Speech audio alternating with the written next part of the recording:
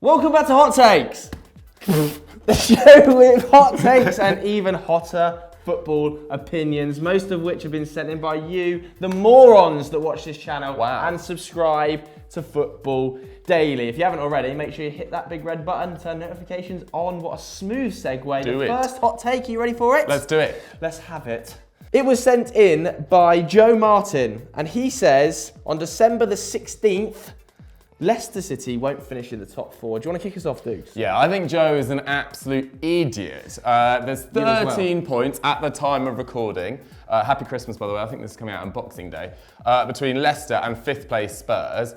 And all the teams that you'd expect to be around the top four at the start of the season, Spurs, Man United, Arsenal, too many weaknesses. You'd need a massive turnaround in results, which at Arsenal and Man United I just personally don't see coming. I can't see them putting together a run of form that would get them in the mix. And Leicester are flying. Yes, a bit of a drop-off in their previous game against Norwich. That was a 2 points drop, very much so. But they've got players in form throughout the side. They've got a really settled side. You can pretty much name their starting 11 off the top of your head, week in, week out. They know their system perfectly. Players at the top of the game, Chilwell, Ndidi, Maddison, obviously Jamie Vardy as well. People talk about depth. If Vardy got injured, yes, that'd probably come into it, but I think their solid defence would see them through a lot of games as well. I still think they've conceded the fewest goals in the Premier League, which is really pretty impressive when you've got Evans and Simeone at the back, like not elite level defenders. But Brendan's got his system nailed down, indeed he's sweeping up all before him, and I just feel like Leicester definitely going to be in the top four. Maybe not second, but I would say third, probably. Yes, Joe, as a fellow Joe, you're an absolute moron. 13 points with just 21 games at the time of recording is pretty much insurmountable. I don't even think that Leicester have to be that good. I think the chasing pack are that bad that they won't get enough wins to surmount 13 points. It's just not going to happen. Sheffield United are the most likely to chase you down at the moment, and Chris Wilder's definitely going to get something wrong at some stage, surely. Big up Lisa Mousset. Go on, Sheffield United. If they finish 5th, what will you do? I'll get a Chris Wilder tattoo. Wow, where? Can we get that in? I'll get his face on top of my face. Lucky you. It's a good-looking face, be an improvement. And quick note, I'm definitely not getting a Chris Wilder tattoo on my face. No, you heard it. Dylan Edwards has the next one. He says Haaland needs more time to prove himself and develop before he gets the big money move to a super club. What more does he have to prove? 16 goals in 11 starts. He's got 5 hat-tricks already this season. He's got 8 in 6 in the Champions League. There's nothing more to prove in the Austrian Bundesliga. He's completed it, mate. It's game over in the Austrian Bundesliga. And the fact that at 19 is he? He's scoring this consistently in the Champions League for a club like Salzburg. No offence, but they're not a heavyweight hitter in Europe. I think he has more than deserved a move away. And I wouldn't even describe a club like Dortmund or Leipzig, where he's most likely to go, as a super club. I think it's a stepping stone club. You've seen loads of players go there and move on to so-called super clubs. And I think that's probably what Haaland will do, unless he ends up at Manchester United, which is, of course, a super club, one of the best clubs in the world, the greatest club on the planet. Deluded Joe's turned up. No, Man United is very much a stepping stone club these days as well. But, yeah, Salzburg have been awesome to watch in the Champions League. Haaland's been a big part of that. I think only 3 teams are taking more shots than them per game. Haaland's taking over 4, which is more than Mbappe and Aguero. He just looks, as Joe says, ready. He's only played about 93 professional games. But what more can he learn in Austria? Is he going to get better in Austria for another 2 years there? He looks ready-made. He's physically ready. He looks mentally ready. Have you seen him interview? He's the most confident young man I've ever come across. Yes. And I feel like going to Dortmund or Leipzig is probably the better option for you right now. I think Man United's further down the road. I don't know whether fast counter-attacking style. He is very quick, but... Sounds like Man United. Oh. Ready-made for Man United. I would love him to come to the Premier League, but I think Leipzig's probably the best choice for you right now. Look at the way they've developed young talent. Same with Dortmund as well. Man United can wait. Nah, he'll be joining Manchester United on January the 13th at 4 p.m. Well, he was doing all that dummy shirt signing already, wasn't he? January 13th, 4 p.m. Mark my words. We'll see.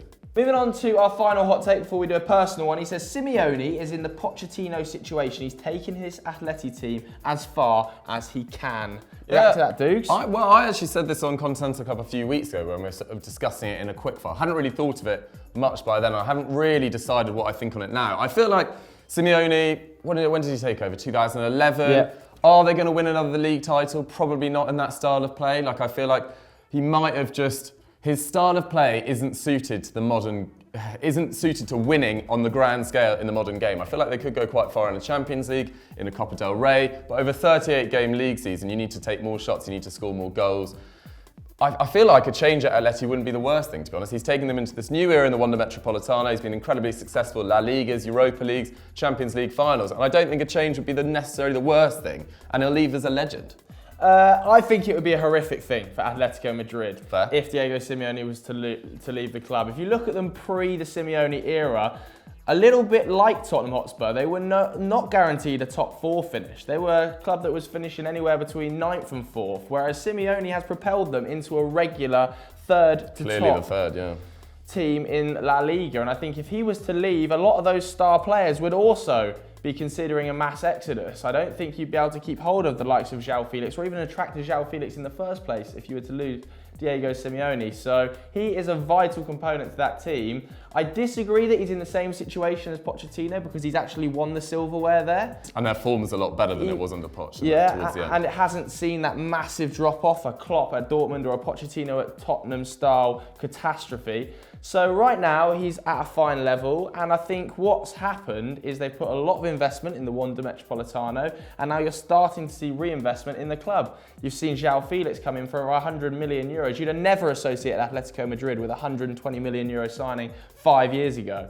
So I think what Simeone's done is he's built the foundation, and now he's just going to start to bring in the players to help him somehow take the club from third to first in the La Liga race. I just think he's there for the long haul, and they should stick by him now, because otherwise, what's the point? It felt like that last summer with that massive influx of players coming in, Griezmann leaving, João Felix coming in, Hector Herrera, Felipe, what's that left back called? Can't remember his name off the top of my head, that's really annoying. Anyway, it felt like it was the start of a 3-year project, and maybe he deserves to be able to see that out, but I just feel like maybe a change of tactics and a change of philosophy wouldn't go amiss either. Who do you agree with though? Me or Doogie? Vote in the poll up there. Atletico Madrid, move on Simeone or stay with Simeone? Put that weirdly, didn't I? Finally, the personal hot take this week was sent in by Scotty. He says a pub roast is extremely overrated. Dry meat and grilled vegetables. What? Deluded. But before we go into that, I meant Renan Lodi, that's the name of the left back. But yeah, back to Sunday dinners. Papa Dude loves a Sunday dinner. The roast potatoes, the gravy. It doesn't sound like you're getting enough gravy on it, to be honest. Mate, you love a roast dinner, but do you love a pub roast dinner? Yeah, 100%.